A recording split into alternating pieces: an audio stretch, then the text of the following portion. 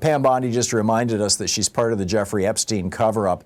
You know, Eric Swalwell yesterday came out and said that he thinks that Republicans are starting to, the whole Republican wall on behalf of Trump in the House and Senate, or at least in the House, is starting to crack with Marjorie Taylor Greene coming out here, and Thomas Massie and Nancy Mace joining together with Democrats, with Ro Khanna, to say, hey, wait a minute, we want to see those files. And then the way that she was just lying about this yesterday, what the hell is going on here? First of all, Pam Bondi, without any kind of shading or opinion here, was so defensive, so evasive. And to me, and anyone who's worked in the law, those are what prosecutors call consciousness of guilt. She is being evasive because she is guilty, and not guilty of being involved in the Epstein sex ring, but being involved in the Epstein cover-up. And that's why she lashed out against Democrats. She would not give yes or no answers or straight answers to anything. And even when Republican Senator John Kennedy asked her questions about Howard Lutnick, who the Secretary of Commerce last week said Jeffrey Epstein was the biggest blackmailer ever. That's what he said last week. This is Trump's current Secretary of Commerce. She said she wouldn't answer it directly. It was unbelievable to see this masterclass in guilt. So what we have is a woman who's been engaged in a long-time cover-up for Donald Trump, and finally some people pressed her. And you know, we can talk about it a little bit more going back to when she was AG of Florida. That's when the cover-up began. Yeah, well, she was AG of Florida for what, 8 years, something like that? And that was during the time that Jeffrey Epstein was raping young girls right there in Florida, right under her nose. Exactly. From 2011 to 2019, Pam Bondi was the Attorney General of Florida. In that time, as I wrote about in an article a few months ago, that she made prosecuting child sex predators one of her top things. She had numerous press conferences. We arrested these people. We worked with these law enforcement. We got them. She never investigated Jeffrey Epstein. And we know this sex ring was still going on in those years because Trump's own DOJ in 2020, after Epstein killed himself, they did a report on the suicide, but also on Epstein, and talked about that. After he got out of prison in 2008, he went back to his lifestyle and he continued to abuse young girls, children, and women. That's happening right in that state. There's no way she didn't know. She was protecting people in power. One of them was probably Trump. There could have been Democrats as well, let's be blunt, who were involved in the trafficking of women or raping the children. So whoever was involved should be prosecuted. But she's been a long-time activist in Donald Trump's cover-up and Jeffrey Epstein cover-up, and I think that's partly why she got hired for this job as AG. Right, her and Matt Gaetz before her, you know, when he tried to get Matt Gaetz in there. Matt Gaetz, who himself had been accused of child sex trafficking. I'm curious, you're an attorney, Dean, and you know how prosecutors work, and I take your opinions very, very seriously on this. John Mitchell was Richard Nixon's attorney general.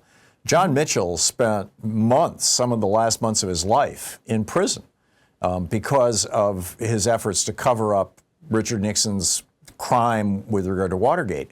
Do you think that Pam Bondi has legal liability here? And might this be one of the reasons why she's participating in these efforts to militarize our cities that Governor Pritzker says are preparation to basically lock down the 2026 elections? I think that the fact the Supreme Court last year said that the president has absolute immunity for any actions they take, which are enumerated in the Constitution, which simply means spelled out in writing in the Constitution, means he can give her a pardon. He can give everybody, Stephen Miller and everyone, and they know that.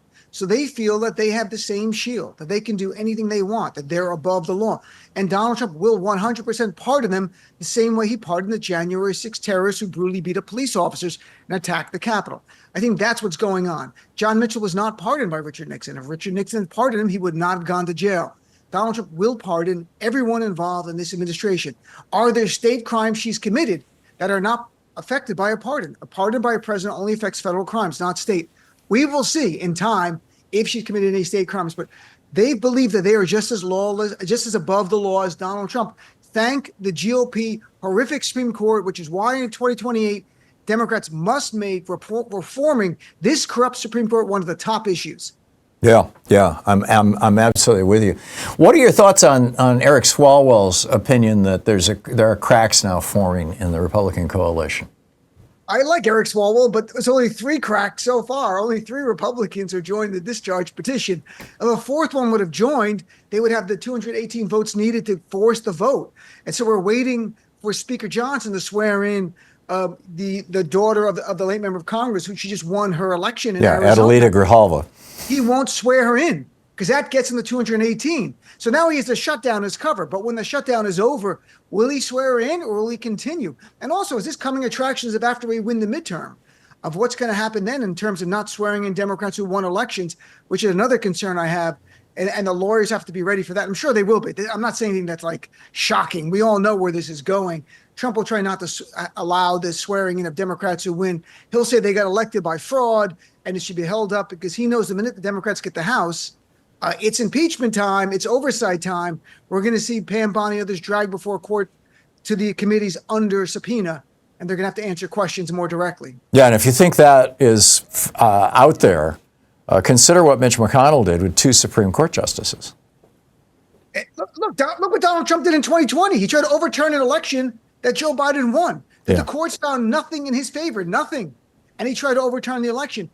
Donald Trump, and the more Trump does, Tom, that's illegal now, and the more oppressive and the more repressive, the more he has an incentive to stay in power forever. Because he doesn't want to test the idea, can he self-pardon? He doesn't want to test the idea of being tried and prosecuted in state court action, or even by The Hague for international crimes involving migrants in nations like El Salvador, which are signatories. Or off the coast of Venezuela, yeah. Right, so for example, Venezuela, off the coast there. If you do research on it, which I did, the ICC says they have jurisdiction off the coast of those countries, and Venezuela is a signator. So Donald Trump, I mean, that's a story, Tom, that deserves so much more coverage. Donald Trump is literally, without any evidence, saying these people are narco-terrorists and killing them 2,500 miles from our shoreline. That's not the penalty in America for dealing drugs. You at least get a trial and then you go to jail. You're not like disappeared by a missile like it's a video game. These are real people. We have no idea. And if you read BBC and international publications, they're talking about how lawless the Trump regime is here. And we're in a bubble because corporate media sucks so bad they don't cover that with the robustness that it deserves. It is very frightening what Trump is doing there.